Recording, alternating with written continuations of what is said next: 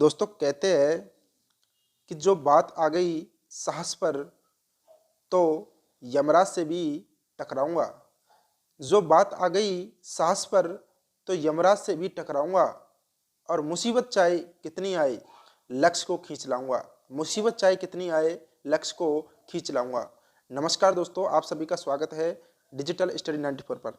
तो दोस्तों स्टार्ट करते हैं दोस्तों हमारी सीरीज दोस्तों, यानी कि क्वेश्चन राजस्थान जीके का दोस्तों, यानी कि कंप्लीट सिलेबस पर आधारित दोस्तों कितने क्वेश्चन करेंगे, यानी कि 65। तो 65 क्वेश्चन की हमारी सीरीज चल रही थी दोस्तों डेली। तो वीडियो को शुरू से लेकर के अंत तक जरूर देखना है दोस्तों। और सारे क्वेश्चन बहुत ही शानदार, बहुत ही जबरदस्त वाले क्वेश्चन है दोस्तों। और यानी कि हमारी जो रीट मुख्य परीक्षा होने वाली है उसके अंदर दोस्तों यानी कि आने की पूरी संभावना होगी दोस्तों ये प्रश्न। चलिए सबसे पहला क्वेश्चन आपके सामने उपस्थित है, देखिए दोस्तों कि घग्गर नदी के तल को स्थानीय भाषा में क्या कहा जाता है। वेरी वेरी इंपॉर्टेंट क्वेश्चन है दोस्तों कि जो घग्गर नदी के तल है उसको स्थानीय भाषा में क्या कहा जाता है। ऑप्शन है आपके सामने नाली, रेग, दरियन या फिर खड़ीन। तो दोस्तों यानी कि जो घग्गर नदी वाला एरिया है दोस्तों स्थानीय भाषा में उसे कहा जाता है यानी कि नाली कहा जाता है। ऑप्शन नंबर ए इसका करेक्ट आंसर हो जाएगा। ठीक है दोस्तों, यानी कि वर्तमान में घग्गर नदी को मृत नदी कहा जाता है। क्या कहा जाता है? मृत नदी कहा जाता है। और जो स्थानीय भाषा में इसे क्या कहा जाता है? नाली कहा जाता है। बात करते हैं दोस्तों इसकी विस्तार की, तो विस्तार की बात करते तो हनुमानगढ़ में, सूरतगढ़ और अनूपगढ़ में। और दोस्तों पाकिस्तान के दोस्तों जब भाव क्षेत्र ज्यादा होता है तो फोर्ट अब्बास तक ये दोस्तों जाती है। ठीक है, चलिए प्रश्न आपके सामने, नेक्स्ट क्वेश्चन आपके सामने उपस्थित है कि जर्मन भूगोलवेता दोस्तों कौन था? जर्मन भूगोलवेता कोपेन के अनुसार राजस्थान की जलवायु के वर्गीकरण का आधार क्या है। वेरी वेरी इंपॉर्टेंट क्वेश्चन दोस्तों, लगा लेना। तो दोस्तों इन्होंने क्या बताया था? वनस्पति, वर्षा या तापमान बताया था, या फिर वाष्पीकरण, वर्षा या तापमान, केवल वर्षा, या इनमें से कोई नहीं। तो दोस्तों इसका राइट आंसर होगा यानी कि दोस्तों इन्होंने यानी कि जो कोपेन ने दोस्तों वनस्पति, वर्षा और तापमान के अकॉर्डिंग दोस्तों इन्होंने क्या बांटा था, यानी कि राजस्थान की जलवायु को वर्गीकृत किया था। ठीक है, जिसके अंदर दोस्तों यानी कि वनस्पति, वर्षा और तापमान इन्होंने दोस्तों यानी कि 4 भागों बांटा था। एक तो था दोस्तों यानी कि जैसे कि हमारा ये राजस्थान है, ये एरिया है दोस्तों, ये एरिया जाता है किसके अंदर? BWSW के अंदर। उसके बाद में जो ये एरिया आ जाता है दोस्तों ये आता है ना BSW के अंदर। और जो पूर्वी क्षेत्र वाला एरिया दोस्तों ये आता है यानी कि CW के अंदर, और AW दोस्तों इसके अंदर आ जाता है। ठीक है, चलिए नेक्स्ट प्रश्न आपके सामने उपस्थित है दोस्तों, देखिए क्वेश्चन वेरी वेरी इंपॉर्टेंट है कि नवीनतम वन रिपोर्ट 2021 के अनुसार, वन रिपोर्ट आई थी दोस्तों 2021 के अंदर, नवीनतम वन रिपोर्ट 2021 के अनुसार राज्य के कुल वन क्षेत्र में सर्वाधिक और न्यूनतम वन क्षेत्र वाले जिले कौन से हैं? तो दोस्तों इसका जो राइट आंसर होगा यानी कि ऑप्शन है आपके सामने अलवर और हनुमानगढ़ के अंदर, प्रतापगढ़ या जोधपुर के अंदर, उदयपुर या जोधपुर, या फिर उदयपुर चूरू। तो राइट आंसर होगा यानी कि दोस्तों सर्वाधिक दोस्तों यानी सर्वाधिक वन क्षेत्र दोस्तों वो है उदयपुर के अंदर, और उसके बाद में न्यूनतम है दोस्तों चूरू के अंदर। ठीक है, चलिए नेक्स्ट क्वेश्चन आपके सामने देखिए दोस्तों, यानी कि उदयपुर के अंदर दोस्तों यानी कि सर्वाधिक वन क्षेत्र कितना? 2753.39 वर्ग किलोमीटर। ठीक है, चूरू के अंदर न्यूनतम है दोस्तों कितना? 77.69 वर्ग किलोमीटर है दोस्तों। ठीक है, चलिए प्रश्न आपके सामने वेरी वेरी इंपॉर्टेंट क्वेश्चन आता है दोस्तों, क्वेश्चन नंबर 4 देखिए। फॉर है कि राजस्थान का पहला वर्ल्ड पार्क किस जिले में बनाया गया है। वेरी वेरी इंपॉर्टेंट क्वेश्चन है कि राजस्थान का पहला वर्ल्ड पार्क किस जिले में बनाया गया। ऑप्शन है आपके सामने चित्तौड़गढ़, उदयपुर, या फिर सवाई माधोपुर या अलवर। तो राइट आंसर होगा दोस्तों यानी कि उदयपुर के अंदर दोस्तों यानी कि पहला वर्ल्ड पार्क है वो बनाया गया है। चलिए नेक्स्ट क्वेश्चन आपके सामने उपस्थित है, देखिए दोस्तों यानी कि दोस्तों ये कहां पर है, यानी कि जो गुलाब बाग उदयपुर के अंदर है दोस्तों, और 28 प्रजातियों के पक्षी को दोस्तों यानी रखा गया है यहाँ पर। ठीक है, चलिए प्रश्न नेक्स्ट है आपके सामने, देखिए question number 5। Very very important question आपके सामने है कि निम्नलिखित में से किस झील को राजस्थान की दूसरी रामसर साइट आर्द्रभूमि घोषित किया गया है दोस्तों। तो देख सकते हो कि क्या लेवल है दोस्तों हमारा यानी कि प्रश्न का। बहुत ही शानदार प्रश्न दोस्तों, जितने भी प्रश्न जैसे कि अब एग्जाम चल रही है दोस्तों सीईटी वाली, मैं देख रहा हूं दोस्तों जो प्रश्न करवा रहा हूं मैं ना, आप देखना एक बार सारे के सारे प्रश्न मैक्सिमम क्वेश्चन दोस्तों जो मैं करवा रहा हूं उसके अंदर से आ रहे हैं। ठीक है, क्योंकि हमारा जो लेवल है दोस्तों, जो क्वेश्चन है बहुत ही शानदार है। ये भी नहीं है कि ज्यादा टफ हो या ज्यादा सिंपल हो, यानी कि मॉडरेट लेवल है। क्वेश्चन हर प्रकार के आपको मिलेंगे। ठीक है, तो दोस्तों दूसरी जो रामसर साइट है वो कौन सी है दोस्तों? वो है यानी कि सांबर। ऑप्शन नंबर 20 का करेक्ट आंसर हो जाएगा। बात करते हैं दोस्तों यानी कि 1990 में दोस्तों सांबर झील को दूसरी रामसर साइट आर्द्रभूमि घोषित किया गया था। कब किया था? 1990 में। तो पहली कौन सी है दोस्तों? यानी कि पहली 1921 के अंदर दोस्तों, 1981 के अंदर केवलादेव राष्ट्रीय उद्यान है दोस्तों, इसको घोषित किया गया था। क्या? यानी कि रामसर साइट आर्द्रभूमि में दोस्तों। ये कौन सी है? पहली है केवलादेव राष्ट्रीय उद्यान, और दूसरी कौन सी है? 1990 में सांबर झील को घोषित किया गया था। चलिए प्रश्न है आपके सामने नेक्स्ट दोस्तों, क्वेश्चन नंबर 6 देखिए। निम्नलिखित में से कौन सा बांध है जो कोटा जिले में स्थित नहीं है। ये पूछा कि कोटा जिले के अंदर कौन सा बांध नहीं है पूछा दोस्तों। तो यानी कि दोस्तों तकली बांध दोस्तों कोटा जिले के अंदर बिल्कुल है। चाकन बांध दोस्तों, ये चाकन बांध दोस्तों ये कोटा के अंदर नहीं है दोस्तों, ये है बूंदी के अंदर। आलनिया बांध और नमनेरा बांध आप सभी को पता है कि कहाँ पर है, कोटा के अंदर है।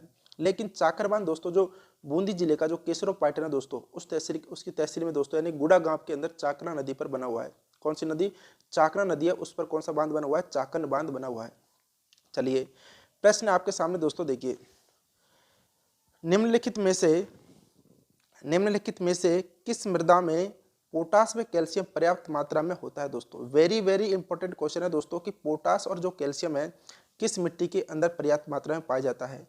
तो दोस्तों यानी कि ये जो है यानी कि पोटास और कैल्शियम दोस्तों कौन सी मृदा में पाया जाता है, वो है दोस्तों यानी कि मध्य काली मृदा होती है दोस्तों, जो हड़ौती क्षेत्र के अंदर पाई जाती है, उसके अंदर पोटास और कैल्शियम पर्याप्त मात्रा में पाया जाता है। ठीक है, यानी कि जो हड़ौती पठार है दोस्तों कोटा, बूंदी और बारा, झालावाड़ में, यानी कि मध्य काली मृदा का विस्तार है उसके अंदर। ठीक है, लेकिन बात करते हैं दोस्तों यानी कि कौन से तत्व की कमी पाई जाती है, तो इस मृदा में दोस्तों यानी कि फास्फेट और नाइट्रोजन और जैविक पदार्थ की क्या होती है, कमी होती है। लेकिन पोटास और कैल्शियम पर्याप्त मात्रा में पाया जाता है। ठीक है दोस्तों, अब देखिए प्रश्न देखो आपके सामने, वेरी वेरी इंपॉर्टेंट क्वेश्चन आपके सामने दोस्तों। देखिए क्वेश्चन है 8वां कि निम्नलिखित में से कौन सा पूर्णतः अनुसूचित जिला नहीं है, यानी कि जो अनुसूचित जिला कौन सा नहीं है। यानी कि आप सभी को पता है यानी कि भरतपुर दोस्तों यानी कि बांसवाड़ा, प्रतापगढ़ और डूंगरपुर अनुसूचित जिला है, लेकिन भरतपुर दोस्तों पूर्णतः यानी क्या नहीं है, अनुसूचित जिला नहीं है। ऑप्शन नंबर ए इसका करेक्ट आंसर चला जाएगा। चलिए प्रश्न आपके सामने उपस्थित है दोस्तों, क्वेश्चन नंबर 9 देखिए, वेरी वेरी इंपॉर्टेंट क्वेश्चन लगा लेना कि राजस्थान निम्न में से किस खनिज का एकमात्र उत्पादक राज्य है। सिर्फ और सिर्फ राजस्थान ऐसा है जिसमें यानी कि कौन सा खनिज का उत्पादक होता है दोस्तों, वो है दोस्तों बोलेस्टोनाइट। ऑप्शन नंबर ए इसका करेक्ट आंसर चला जाएगा।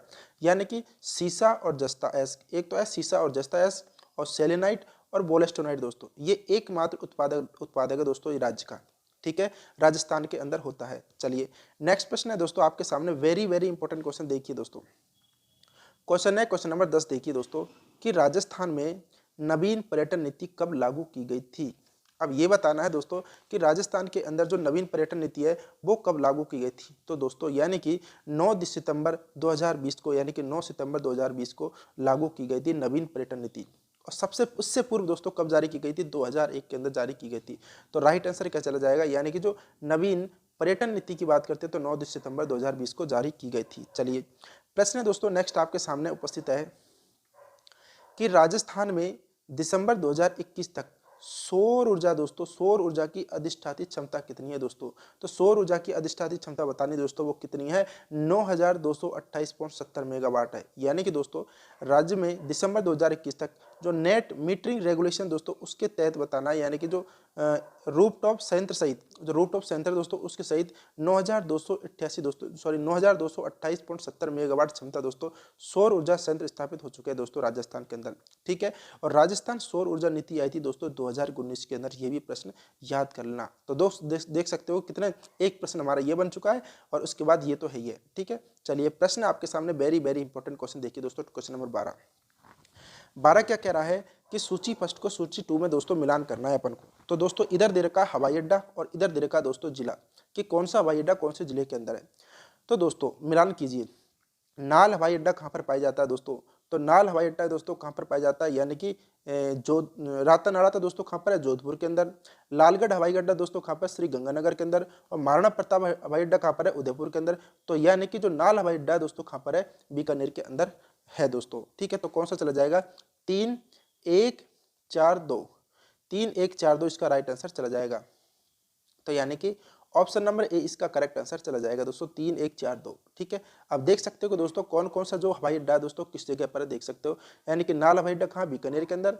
और यानी कि बीकानेर क्या उठाई, नाल उठाई, ऐसे याद कर सकते हो। महाराणा प्रताप का आपको पता ही है। रातानाड़ा दोस्तों, रातानाड़ा जोधपुर के अंदर। और लालगढ़ दोस्तों, लालगढ़ श्री गंगानगर के अंदर। ठीक है, यानी कि गंगा ने लाल चुनरी ओढ़ी, ऐसे याद कर सकते हो। गंगा ने क्या ओढ़ी, लाल चुनरी ओढ़ी, इस प्रकार से आप याद कर सकते हो। चलिए नेक्स्ट क्वेश्चन है 30 नंबर देखिए दोस्तों, राजस्थान की जनगणना 2011 के अनुसार बताना है कि राजस्थान की जनगणना हुई थी दोस्तों 2011 के अंदर, निम्नलिखित में से कौन सा कथन गलत है। तो दोस्तों जनसंख्या वृद्धि दर 21.31% रही थी, बिल्कुल करेक्ट दोस्तों।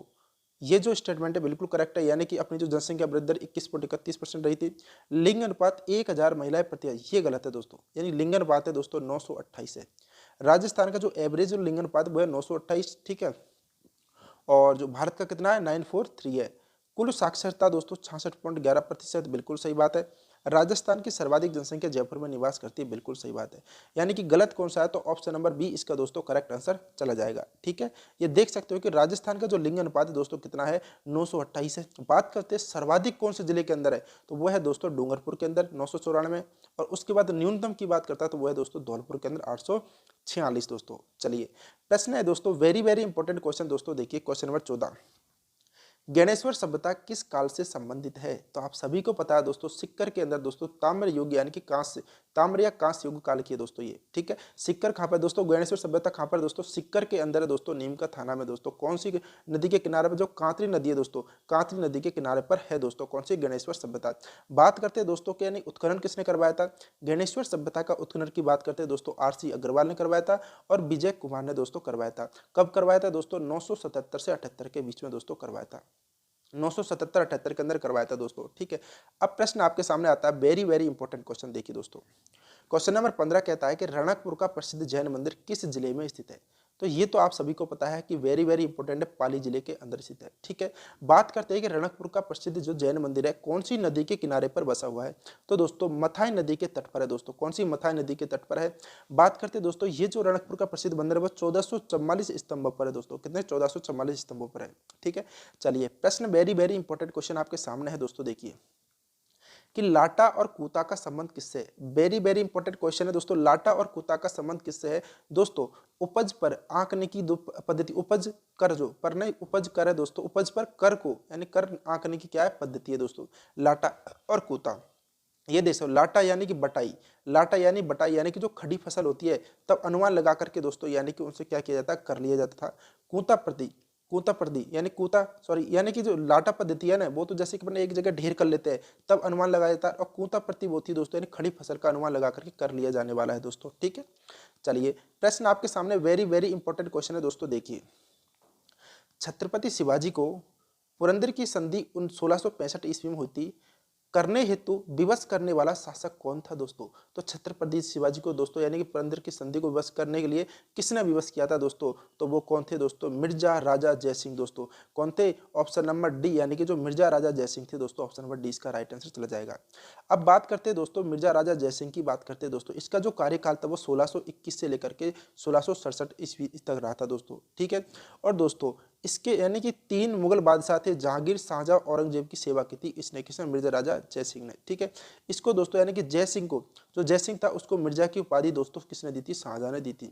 और दोस्तों 11 जून 1665 ईस्वी को शिवाजी और मिर्जा राजा जयसिंह के मध्य में दोस्तों पुरंदर की संधि हुई थी। कौन सी, पुरंदर की संधि हुई थी। और दोस्तों यानी कि जयसिंह की मृत्यु कब हुई थी, 1667 ईस्वी में दोस्तों, जो बुरहानपुर है दोस्तों वहां पर जयसिंह की मृत्यु हो गई थी। चलिए प्रश्न आपके सामने वेरी वेरी इंपॉर्टेंट क्वेश्चन देखिए दोस्तों, दोस्तों कहते हैं कि ये बेफिक्र सी सुबह, ये बेफिक्र सी सुबह और ये गुनगुनाहट शामों की, ये बेफिक्र सी सुबह और ये गुनगुनाहट शामों की, जिंदगी बहुत खूबसूरत है बस आदत हो मुस्कुराने की, जिंदगी बहुत खूबसूरत है बस आदत हो मुस्कुराने की, ठीक है दोस्तों। चलिए प्रश्न आपके सामने उपस्थित है, देखते हैं यानी कि निम्नलिखित में से कौन सा ग्रंथ कुंभा के द्वारा रचित किया गया दोस्तों, नहीं किया गया था, यानी कि कुंभा के द्वारा कौन सा ग्रंथ है जो लिखा नहीं गया था, तो दोस्तों संगीत स्वप्न दोस्तों कुंभा के द्वारा नहीं लिखा गया था। संगीत राज और संगीत मीमांसा और सूड प्रबंध दोस्तों किसके द्वारा लिखा गया था, यानी कि कुंभा के द्वारा लिखा गया था, लेकिन संगीत स्वप्न इसके द्वारा नहीं लिखा गया था, ठीक है। एक है रसिक प्रिया, सूड प्रबंध और संगीत मीमांसा, और संगीत राज दोस्तों किसके द्वारा लिखा गया था, कुंभा के द्वारा लिखा गया था, लेकिन संगीत स्वप्न नहीं लिखा गया था इसके द्वारा। चलिए प्रश्न वेरी वेरी इंपॉर्टेंट क्वेश्चन आपके सामने है। एक तरफ तो दे रखा है दोस्तों किले और उसके अंदर मंदिर या किलों के अंदर स्थित दरगाह बतानी है, तो देखिए मिलान करना है अपन को, यानी कि आमेर के किले के अंदर दोस्तों क्या है, शिला देवी का मंदिर स्थित है। तारागढ़ अजमेर के अंदर दोस्तों दरगाह मीरान शाही की दोस्तों दरगाह मीरान शाही की है। गागरोन झालावाड़ के अंदर दोस्तों दरगाह मीठे साहिब की है। और मेहरानगढ़ दोस्तों जोधपुर के अंदर चामुंडा माता का मंदिर मेहरानगढ़ के अंदर है। यानी कि 3, 1, 2 और 4 इसका राइट आंसर चला जाएगा। 3, 1, 2, 4 ऑप्शन नंबर ए इसका करेक्ट आंसर चला जाएगा दोस्तों। ऑप्शन नंबर ए इसका करेक्ट आंसर चला जाएगा। चलिए नेक्स्ट क्वेश्चन आपके सामने उपस्थित है, देख सकते हो कि यानी कि आमेर का किला के अंदर क्या शिला देवी है, तारागढ़ के अंदर ये है दरगाह मीरान साहब की, गागरोन के अंदर कौन सी दरगाह मीठे साहब की, और मेहरानगढ़ के अंदर चामुंडा माता का मंदिर है। प्रश्न आपके सामने 20 देखिए, वेरी वेरी इंपॉर्टेंट क्वेश्चन है कि पर्युषण पर्व किस धर्म से संबंधित है।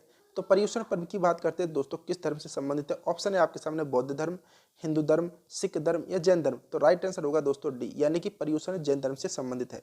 जैन धर्म में पर्युषण दोस्तों पर्व महापर्व कहलाता है। क्या कहलाता है? महापर्व कहलाता है। प्रश्न आपके सामने वेरी वेरी इंपॉर्टेंट क्वेश्चन है कि जो बेनेश्वर मेला किस माह में बढ़ता है। तो दोस्तों यानी कब बढ़ता है दोस्तों, तो बेनेश्वर मेला ये बढ़ता है दोस्तों माघ पूर्णिमा का दिन, यानी कि ऑप्शन नंबर डी इसका करेक्ट आंसर चला जाएगा। आदिवासियों का कुंभ मेला भी कहा जाता है किसको दोस्तों, बेनेश्वर मेला को, और माघ पूर्णिमा के दिन ये बढ़ता है।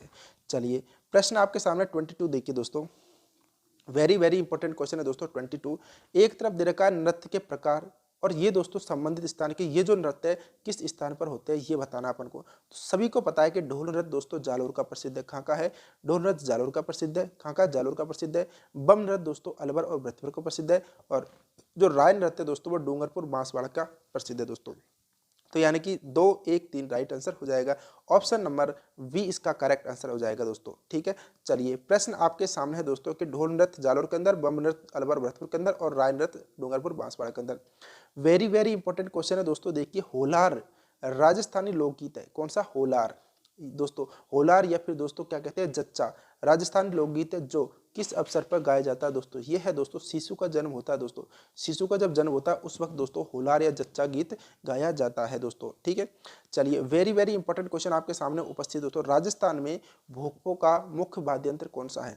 तो भोपो का मुख्य वाद्य यंत्र कौन सा है? तो दोस्तों ऑप्शन है तंदूरा, रावण हत्ता, अलगोजा या फिर कमायचा। तो राइट आंसर होगा दोस्तों रावण हत्ता। रावण हत्ता दोस्तों कौन बजाते हैं? भोपे जो है जो बजाते हैं। इसके अंदर दोस्तों कितने तार होते हैं? 9 तार होते हैं। रावण हत्ता एक देख ली दोस्तों, यानी कि रावण के कितने सिर थे? 10 से। तो इसका 20 जो मेन सिर था उसको हटा दो दोस्तों, तो कितने? 9 तार, यानी रावण हत्ता के अंदर 9 तार होते हैं।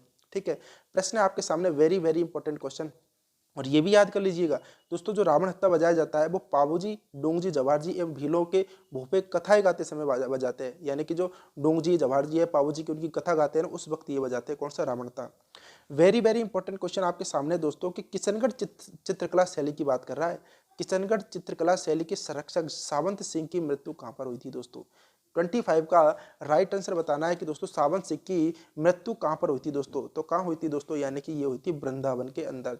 ऑप्शन नंबर डी इसका करेक्ट आंसर चला जाएगा, वृंदावन के अंदर दोस्तों, यानी कि इनकी मृत्यु हुई थी। ठीक है दोस्तों, चलिए नेक्स्ट क्वेश्चन आपके सामने, जो वणी ठणी दोस्तों, यानी कि वणी ठणी किशनगढ़ की शैली है दोस्तों। राजस्थान की मोनालिसा कहा जाता है इसे। और दोस्तों बात करते हैं दोस्तों वणी ठणी दोस्तों, है ना, इसका चित्रांकन दोस्तों, यानी कि राजा जसवंत सिंह के समय प्रसिद्ध जो चित्रकार थे दोस्तों वो कौन थे? मोरध्वज निहालचंद ने के द्वारा किया गया था चित्रकार। ठीक है, वास्तव में जो चित्र है दोस्तों राधा का ही एक सुंदर रूप है। कौन सा? वणी ठणी का जो चित्र है दोस्तों वो वास्तव में राधा का ही एक सुंदर रूप है दोस्तों। ठीक है, चलिए नेक्स्ट प्रश्न आपके सामने वेरी वेरी इंपॉर्टेंट क्वेश्चन दोस्तों, ये देखिए दोस्तों, यकीन मानिए कि मैंने अभी पेपर देखा दोस्तों, यानी कि जो सीटी का जो पेपर हो रहा है ना, इतने क्वेश्चन इसके अंदर आ रहे हैं, आप देख लेना एक बार रिपीट करके, इतने क्वेश्चन आ रहे हैं, इतने क्वेश्चन आ रहे हैं कि दोस्तों देखो आप, मतलब अच्छे अच्छे क्वेश्चन भी दोस्तों इसके अंदर से उठ करके आ रहे हैं। तो इसलिए दोस्तों यानी कि हमारी जो रीट मुख्य परीक्षा है दोस्तों, यानी कि 25, 26, 27 और 28 तारीख, उसके लिए भी वेरी वेरी इंपॉर्टेंट रहने वाले दोस्तों ये क्लास और ये सारे के सारे क्वेश्चन दोस्तों। इसलिए एक भी क्वेश्चन को मिस मत करना दोस्तों, शुरू से लेकर के अंत तक वीडियो देखिए दोस्तों। ठीक है, तो बात करते हैं दोस्तों राजस्थान में ब्लू पोट्री की बात करते हैं। राजस्थान में ब्लू पोट्री का सर्वाधिक विकास किसके शासनकाल में हुआ था दोस्तों?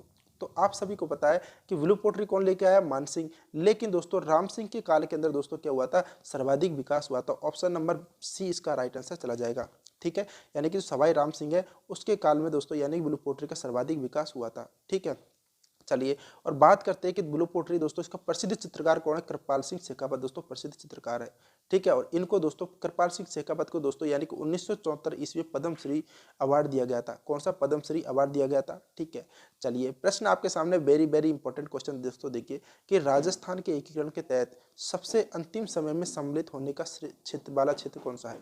तो सबसे अंतिम में कौन सा होता है दोस्तों? यानी कि जो 7वां चरण था 1 नवंबर के दोस्तों यानी कि 1956 के अंदर, यानी कि अजमेर और मेरवाड़ा शामिल हुआ था। कब? अजमेर और मेरवाड़ा। और सिरोही दोस्तों यानी छठे चरण के अंदर आ गया, जैसलमेर चौथे चरण के अंदर, और उदयपुर है दोस्तों तीसरे चरण के अंदर शामिल हो गया था। ठीक है, बात करते अजमेर मेरवाड़ा और आबू देलवाड़ा दोस्तों, इसको शामिल किया गया था। और एक सुनील टप्पा था दोस्तों, सुनील टप्पा को शामिल किया गया था। और सिरोंज था दोस्तों, सिरोंज क्षेत्र को यानी कि झालावाड़ से मध्य प्रदेश में मिलाया गया था 7वें चरण के अंदर 1 नवंबर 1956 को।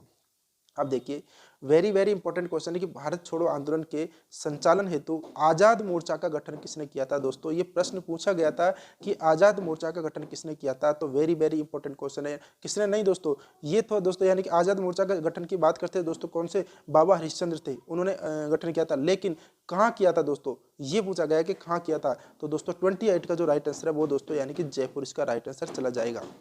चलिए प्रश्न है आपके सामने। और एक दोस्तों यानी कि जो जयपुर प्रजामंडल थी उसके अंदर एक समझौता हुआ था दोस्तों, कौन सा? जेंटलमैन समझौता। कौन सा जेंटलमैन समझौता हुआ था, कब हुआ था? 1942 के अंदर। उसके अंदर हीरालाल शास्त्री और प्रधानमंत्री मिर्जा इस्माइल के बीच में हुआ था जेंटलमैन समझौता। आजाद मोर्चा किसने? बाबा हरिश्चंद्र के नेतृत्व में। प्रश्न है आपके सामने दोस्तों, देखिए क्वेश्चन नंबर 29 आपके सामने कि वालिंद जी के गुरु कौन थे। तो वालिंद जी के गुरु कौन थे दोस्तों, ये बताना है। तो वालिंद जी के गुरु दोस्तों दादू दयाल जी थे। ऑप्शन नंबर ए इसका करेक्ट आंसर चला जाएगा। और दादू जी की जो मुख्य पीठ है वो है दोस्तों कहाँ पर, यानी कि दादू जी की नरैना दोस्तों, नारायणा गांव है दोस्तों, वहाँ पर कहाँ पर है ये दोस्तों, यानी कि सांबर तहसील है दोस्तों, कहाँ पर? जयपुर के अंदर इसकी मुख्य पीठ है। ठीक है, और दोस्तों यानी कि गुरु दादू दयाल है, इनकी जो एक प्रसिद्ध रचना है दोस्तों वो कौन सी है? आरिलो। आरिलो इनकी एक प्रसिद्ध रचना है। चलिए, और शिष्य की तो बात पता ही है आपको दोस्तों, बखना जी है, मिस्किन दास जी है, गरीबदास जी है और रज्जब जी इनके शिष्य है। प्रश्न आपके सामने 30 देखिए कि बाण माता कुल देवी की आराधना होती है, यानी कि बाण माता किनकी कुल देवी, एक तरह से इस प्रकार से पूछा है। तो दोस्तों बाण माता की बात करते हैं किनकी कुल देवी है, ये पूछा है। तो 30 नंबर का जो राइट आंसर हो जाएगा यानी कि वो है दोस्तों यानी कि मेवाड़ की। मेवाड़ के अंदर जो उदयपुर के जो सिसोदिया दोस्तों यानी कि मेवाड़ की, यानी कि मेवाड़ की क्या है? कुल देवी है बाण माता। वेरी वेरी इंपॉर्टेंट क्वेश्चन कर लेना, यानी कि बाण माता किसकी है? उदयपुर की जो सिसोदिया राजवंश है उनकी है दोस्तों। देख सकते हो करणी माता की बात करते हैं दोस्तों, करणी माता बीकानेर की जो राठौड़ है शासकों की कुल देवी है। नागणेची माता दोस्तों है कि नागणेची माता यानी कि जोधपुर के राठौड़ शासकों की कुल देवी है। और बाण माता दोस्तों उदयपुर के सिसोदिया राजवंश की। और जम्बाई माता बात करते हैं, जम्बाई यानी कि जयपुर के कछवाओं की कुल देवी है। बात करते हैं दोस्तों चारण जाति दोस्तों, यानी चारण जाति यानी कि करणी माता है किस जाति की कुल देवी है? वो चारण जाति की कुल देवी है। एक होती है दोस्तों नारायणी माता। नारायणी माता दोस्तों नाइयों की क्या है? कुल देवी है। चलिए प्रश्न आपके सामने वेरी वेरी इंपॉर्टेंट क्वेश्चन दोस्तों 31 देखिए, राजस्थानी परिधान के प्रतीक क्या है? तो राजस्थान के परिधान के प्रति दोस्तों यानी कि पगड़िया भी है और पायजामे भी है और परके और पायजामे, यानी कि सारे के सारे दोस्तों जो समस्त वर्णित विकल्प है यानी कि राजस्थान की परिधान है। और राजस्थान की आन बान शान की बात करते हैं, आन बान शान का प्रतीक क्या है? तो वो हो जाएगा दोस्तों पगड़ी, यानी कि पगड़ी पहन करके निकलते थे बुजुर्ग जो लोग होते हैं, यानी कि जो पगड़ी पहनते थे दोस्तों, पगड़ी बांधते थे, वो क्या है? राजस्थान की आन बान शान का क्या है? प्रतीक है। चलिए प्रश्न वेरी वेरी इंपॉर्टेंट क्वेश्चन है दोस्तों 32 देखिए, सुरलिया एक आभूषण है जो पहना जाता है, कहाँ पहना जाता है दोस्तों? सुरलिया। तो सुरलिया दोस्तों एक कान का आभूषण है। ऑप्शन बी इसका करेक्ट आंसर चला जाएगा। राजस्थान में महिलाओं के द्वारा कान में पहने जाने वाले जो आभूषण कौन कौन से है ये देखिए, एक तो है दोस्तों इंपॉर्टेंट दोस्तों देखिए सुरलिया, और तो सब आपको पता ही है, जैसे पीपल पत्रा है, जमेला है, कर्णफूल है, झुमका है, झेला, ये सारे के सारे आपको पता है। लेकिन इंपॉर्टेंट दोस्तों यानी कि एक तो सुरलिया याद कर लेना है, एक अंगूठिया दोस्तों ये याद करना है, एक पाटी सूलिया याद करना है, एक टोंटी दोस्तों वेरी वेरी इंपॉर्टेंट क्वेश्चन दोस्तों यानी कि बुजली। टोंटी और बुजली है दोस्तों, ये प्रश्न पूछा जाता है कि टोंटी और बुजली दोस्तों आभूषण है किसका है? कान का। चलिए नेक्स्ट क्वेश्चन आपके सामने उपस्थित दोस्तों 33 देखिए, वेरी वेरी इंपॉर्टेंट क्वेश्चन है कि डाबड़ा किसान आंदोलन दोस्तों जो डिडवाना नागौर के अंदर हुआ था, कब हुआ था? 13 मार्च 1947 ईस्वी के अंदर हुआ था दोस्तों। उसमें कौन शहीद हुआ था दोस्तों? वो शहीद हुए थे दोस्तों चुन्नीलाल शर्मा, यानी चुन्नीलाल शर्मा हुए थे शहीद 13 मार्च 1947 को दोस्तों। डाबड़ा हत्याकांड यानी डाबड़ा किसान आंदोलन हुआ था उसके अंदर, तो चुन्नीलाल शर्मा दोस्तों क्या हो गए थे? शहीद हो गए थे। चलिए नेक्स्ट क्वेश्चन आपके सामने दोस्तों, एक बात बता दूं, डाबड़ा के जो मुख्य आयोजक थे ना वो थे दोस्तों मथुरा दास। मथुरा दास थे डाबड़ा के आयोजक, और उन्होंने कहा था, यानी कि उन्होंने ये कहा था कि आधी शताब्दी तक राजनीतिक जीवन में रहते हुए जब पीछे मुड़कर देखता हूं तो सबसे अधिक झकझोरने वाली घटना डाबड़ा की ही लगती है मुझे।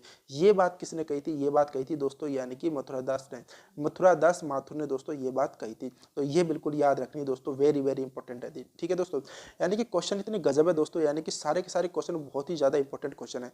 राजस्थान के भीलों के लिए गोविंद गुरु के द्वारा गठित सामाजिक धार्मिक गठन निम्नलिखित में से कौन सा है? तो गोविंद गुरु ने दोस्तों किसकी स्थापना की थी? वो थी संप सभा की दोस्तों। कब की, कहाँ की गई थी दोस्तों? सिरोही के अंदर की गई थी। सिरोही के अंदर संपर्क सभा की स्थापना की थी।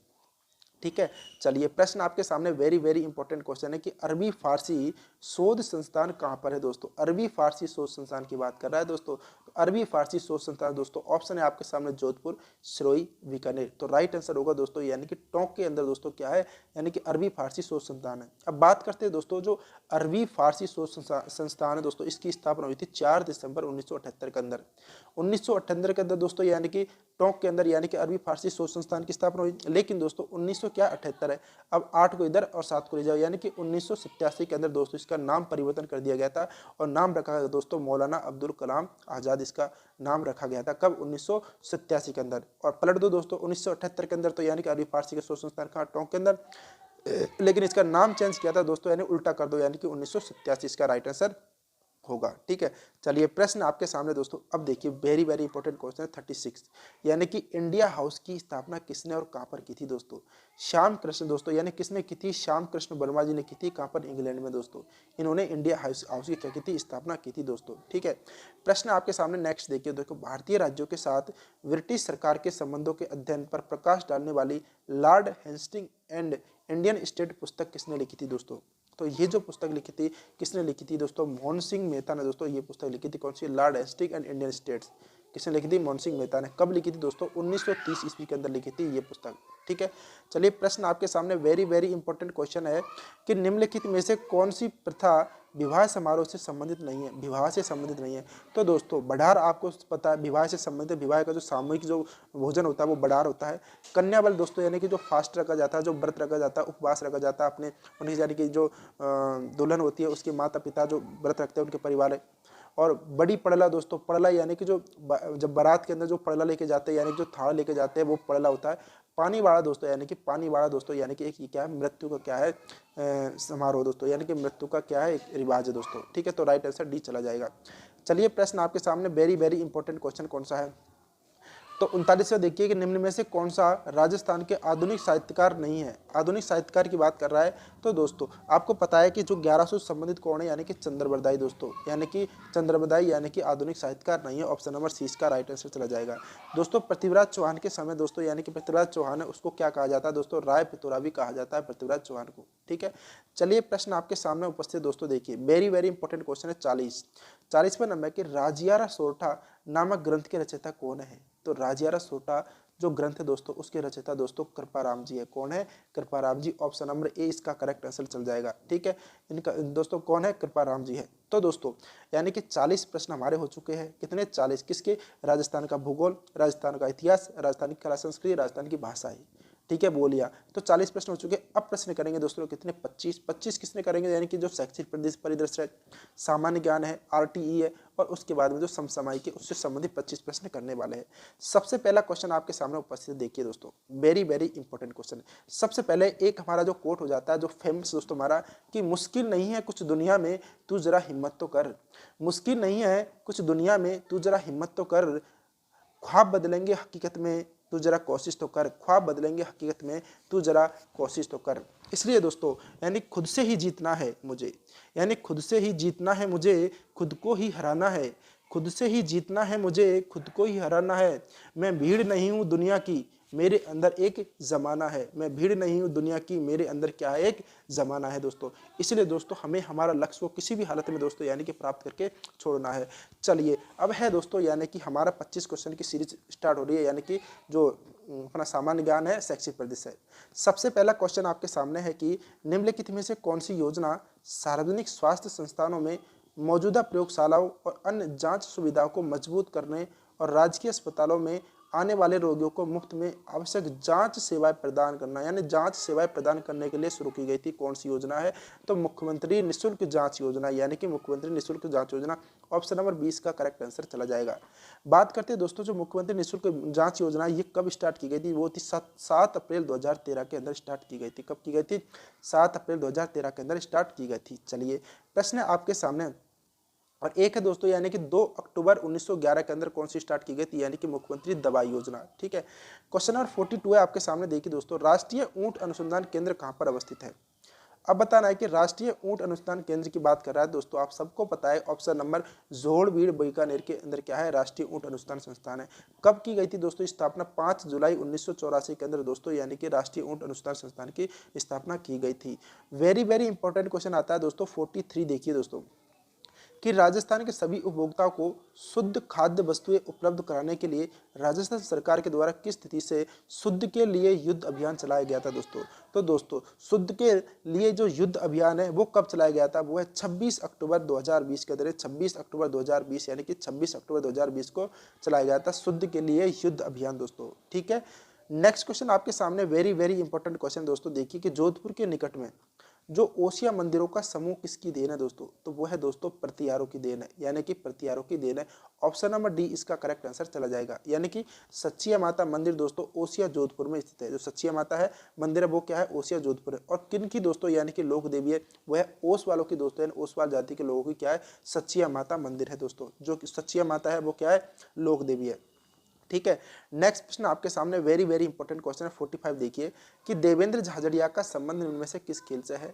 तो देवेंद्र झाझड़िया का संबंध दोस्तों किससे है, वो है ज्वेलिन थ्रो, यानी कि भाला फेंक से संबंधित ज्वेलिन थ्रो है दोस्तों। ठीक है, तो दोस्तों ज्वेलिन थ्रो से संबंधित है कौन, देवेंद्र झाझड़िया।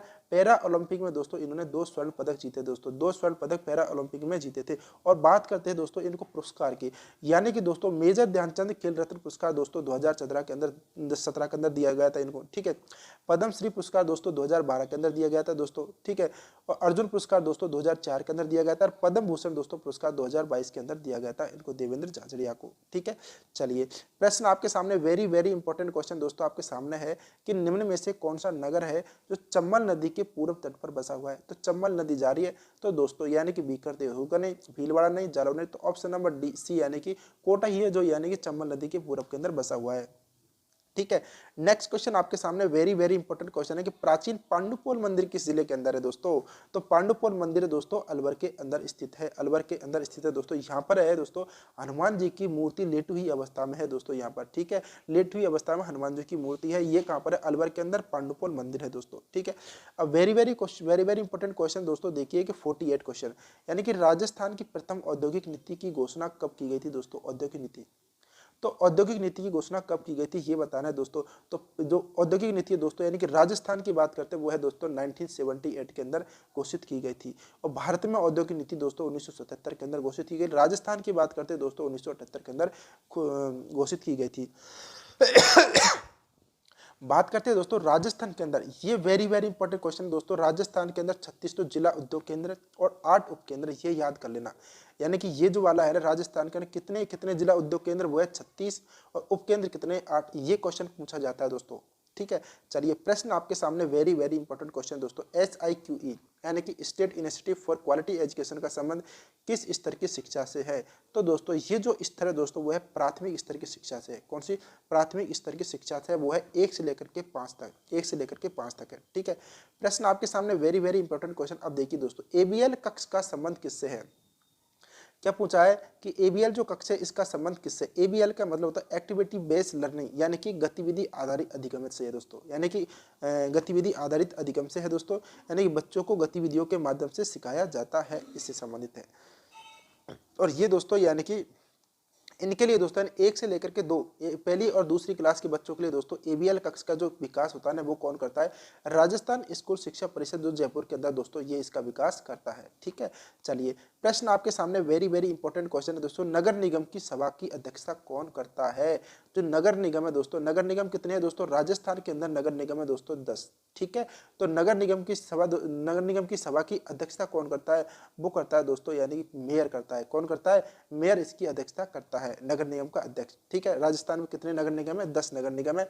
यानी कि राजस्थान के 7 संभाग है, तो 7 संभाग तो है, ये 7 संभागों में एक एक नगर निगम है। लेकिन दोस्तों एक एक नगर निगम है ये, लेकिन जयपुर, जोधपुर और कोटा के अंदर दोस्तों 2-2 नगर निगम है। उसके बाद जो बचे हुए दोस्तों यानी कि 4 वो हो जाएगा दोस्तों, यानी कि 4 नगर निगम हो जाएगा, टोटल 10 नगर निगम हो जाएंगे दोस्तों। ठीक है, चलिए प्रश्न आपके सामने वेरी वेरी इंपॉर्टेंट क्वेश्चन है कि संविधान के अनुच्छेद 164 1 के अनुसार बताना है कि राजस्थान का मुख्यमंत्री होता है। तो राजस्थान का मुख्यमंत्री दोस्तों इसको नियुक्त करता है कौन? राज्यपाल नियुक्त करता है। ठीक है, ऑप्शन नंबर डी इसका राइट आंसर चला जाएगा। मुख्यमंत्री की नियुक्ति दोस्तों राज्यपाल के द्वारा की जाती है। नेक्स्ट क्वेश्चन आपके सामने दोस्तों देखिए कि जिला महिला सहायता समिति की अध्यक्षता करता है। जिला महिला सहायता समिति की अध्यक्षता कौन करता है दोस्तों? वो करता है यानी कि जिला का जो जिला प्रमुख होता है वो क्या करता है? अध्यक्षता करता है। ऑप्शन नंबर 20 का करेक्ट आंसर हो जाएगा। चलिए क्वेश्चन नंबर दोस्तों 55 देखिए दोस्तों 54 कि विद्यार्थियों के द्वारा किए गए कार्यों को साक्ष्य रूप में संधारित करने के लिए प्रत्येक विद्यार्थी की एक फाइल बनाई जाती है। इसे क्या कहा जाता है दोस्तों? ये जो फाइल बनाई जाती है ना प्रत्येक विद्यार्थी की दोस्तों, इसे पोर्टफोलियो कहा जाता है। ऑप्शन नंबर ए इसका करेक्ट आंसर चला जाएगा। चलिए नेक्स्ट क्वेश्चन आपके सामने दोस्तों है कि एसएमसी की कार्यकारी समिति के अध्यक्ष कौन थे? यानी कि एसएमसी की कार्यकारी समिति के अध्यक्ष कौन थे ये बताना है दोस्तों। तो एसएमसी यानी कि स्टेट स्कूल मैनेजमेंट कमेटी कार्यकारी समिति के अध्यक्ष कौन होते हैं दोस्तों? तो वो होते हैं यानी अभिभावकों में कार्यकारिणी समिति, यानी कि जो कौन होते हैं?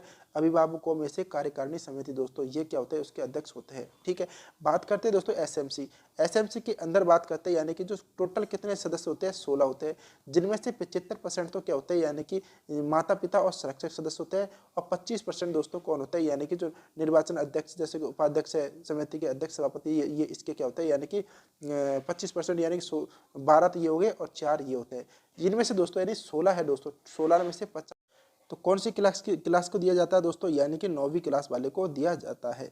नेक्स्ट क्वेश्चन आपके सामने उपस्थित देखिए दोस्तों 58 क्वेश्चन है कि डांग क्षेत्र विकास कार्यक्रम दोस्तों इंपॉर्टेंट है, बहुत इंपॉर्टेंट है दोस्तों कि डांग क्षेत्र विकास कार्यक्रम राजस्थान के कितने जिलों में क्रियान्वित किया गया था दोस्तों? तो ये है दोस्तों यानी कि 2 संभाग है, एक तो कोटा संभाग और एक है भरतपुर संभाग। 4 डिस्ट्रिक्ट इनके और 4 डिस्ट्रिक्ट यानी कि 8 जिले दोस्तों, 8 जिलों में क्रियान्वित किया जा रहा है दोस्तों डांग क्षेत्र विकास। ठीक है दोस्तों, इसकी जो स्थापना की दोस्तों 1995 से 96 के अंदर पहली बार दोस्तों की गई थी 1995-96, लेकिन दोस्तों इसे वापस से स्टार्ट किया था 2005 और 6 के अंदर स्टार्ट किया गया था दोस्तों।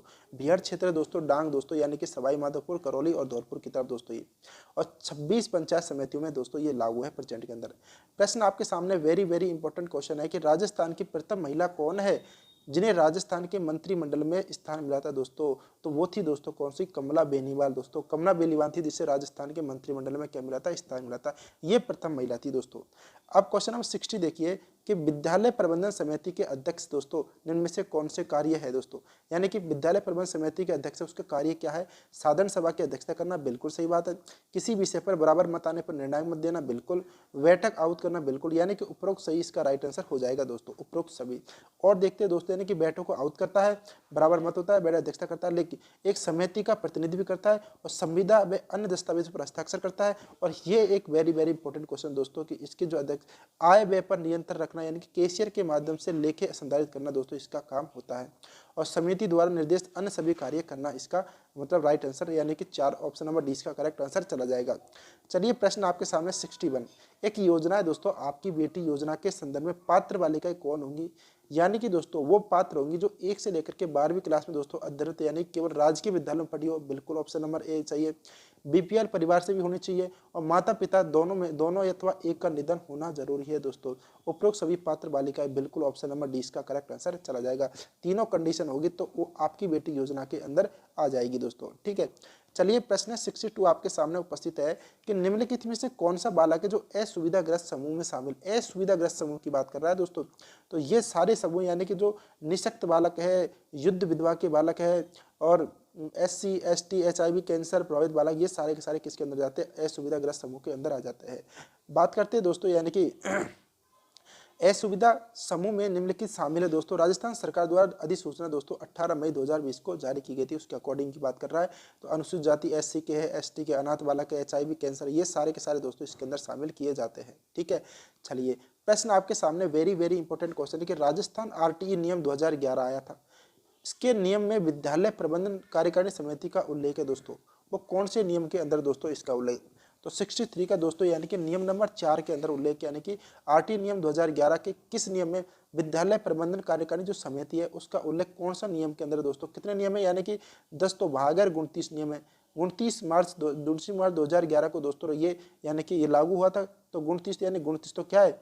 नियम है और 10 क्या है? इसके अंदर भाग है। तो ऑप्शन नंबर 20 का करेक्ट आंसर हो जाएगा दोस्तों। ठीक है, चलिए ये सब आपको पता है ही है। यानी कि जो कार्यकारिणी समिति दोस्तों कितने सदस्य होंगे, 16 सदस्य होंगे। न्यूनतम 3/4 यानी 75% कौन होंगे, माता पिता संरक्षक होंगे। और दोस्तों यानी मैक्सिमम 5 दोस्तों 5 सदस्य हो सकते हैं, कौन से पदेन या मनोनीत और अन्य व्यक्ति हो सकते हैं। और 50% दोस्तों यानी कि 16 की 50% 8 महिलाएं होना जरूरी है और 8 पुरुष होंगे दोस्तों। ठीक है, चलिए प्रश्न आपके सामने वेरी वेरी इंपॉर्टेंट क्वेश्चन है दोस्तों। देखिए कि फ्रांस में आयोजित 75वें कांस फिल्म फेस्टिवल में रेड कॉर्पेट पर चलने वाले भारत के प्रथम लोक कलाकार मामे खान का संबंध किस जिले से है दोस्तों। तो ये कहाँ के दोस्तों, ये बताना है। तो ये है दोस्तों यानी कि जैसलमेर सत्तो गांव से दोस्तों। कहाँ से, जैसलमेर सत्तो गांव से है। ठीक है, इनका संबंध जैसलमेर सत्तो गांव से मामे खान का। मामे खान कहाँ के रहने वाले हैं, जैसलमेर के सत्तो गांव से है। ठीक है, और लास्ट क्वेश्चन आपके सामने कि महात्मा गांधी जन भागीदारी विकास योजना का पूर्व नाम क्या था दोस्तों। तो दोस्तों पूर्व नाम था यानी कि क्या था, महात्मा गुरु गोलकर जन भागीदारी विकास योजना, यानी कि ये था गुरु गोलवकर जन भागीदारी विकास योजना, इसका पूर्व नाम था। और वर्तमान में दोस्तों महात्मा गांधी जन भागीदारी विकास योजना है। ठीक है, महाफरवरी 2020 के अंदर दोस्तों गुरु गोलवकर जन भागीदारी विकास योजना का नाम दोस्तों महात्मा गांधी जन भागीदारी विकास योजना कर दिया गया था। कब, 2020 के अंदर। तो प्रेजेंट के अंदर इसका नाम क्या है, वह महात्मा गांधी जन भागीदार योजना। तो दोस्तों हमारे टोटल यानी कितने क्वेश्चन हो चुके हैं, 65 क्वेश्चन हो चुके हैं। आपके कितने सही है जरूर कमेंट करके बताना दोस्तों। तो मिलते हैं नेक्स्ट वीडियो के अंदर। उम्मीद है कि आपको ये वीडियो, ये क्वेश्चन है सारे के सारे बहुत पसंद आए होंगे दोस्तों। इससे आपका जो तैयारी है दोस्तों किस लेवल पे चल रही है जरूर आपको पता चल जाएगा दोस्तों कि मेरी तैयारी किस लेवल पे। और क्वेश्चन सच में दोस्तों बता रहा हूँ कि इसी प्रकार के क्वेश्चन पहुंच जाएंगे। ठीक है दोस्तों, अगर आपको ये अच्छी लगती है तो एक लाइक जरूर कीजिएगा और सब्सक्राइब तो करना ही करना है, पास में बेल आइकन को प्रेस कर लीजिएगा। बहुत बहुत धन्यवाद दोस्तों, थैंक यू वेरी मच। मिलते हैं नेक्स्ट वीडियो के अंदर। जय हिंद, जय भारत दोस्तों।